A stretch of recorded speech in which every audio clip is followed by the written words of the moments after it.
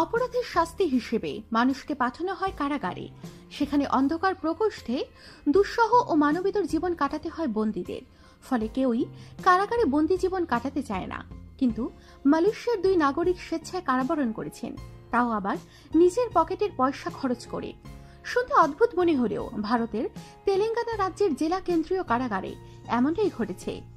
নং in you এবং on বং তেক নামের মালয়েশিয়ার দুই পর্যটক একদিনে 500 রুপি দিয়ে তেলেঙ্গানার ওই কারাগারে বন্দী হিসেবে কাটিয়েছেন। 1776 সালে প্রতিষ্ঠিত এই কারাগারটি ভারতের সবচেয়ে পুরাতন কারাগার। 200 বছরের পুরাতন এই কারাগারটিতে সাধারণ মানুষকে জেলের বন্দী জীবনের অনুভূতি পাইয়ে দিতে ফিল দ্য জেল অর্থাৎ কারাগারের অভিজ্ঞতা নামক একটি উদ্যোগ নিয়েছেন তেলেঙ্গানা জেলার কারা বিভাগ। অর্থাৎ পুরো একটা দিন কারাগারে অন্য কয়েদির মতোই সব অনুশাসন মেনে কাটাতে হবে আপনাকে। একদিন কারাগারে থাকার জন্য ফি হিসেবে দিতে হবে 500 রুপি। স্বেচ্ছায় কারাবরণ করা ব্যক্তিদের কয়েদির পোশাক পরেই কাটাতে হয় কারাগারে। সেখানে কয়েদিদের জন্য বরাদ্দ খাবারই দেওয়া হয়। এছাড়া কেউ চাইলে জেলে বন্দী থাকা অন্য কয়েদিদের সঙ্গে একই সেলে থাকার অভিজ্ঞতাও পেতে পারেন। আমাদের সাথেই থাকুন আর অবশ্যই সাবস্ক্রাইব করুন।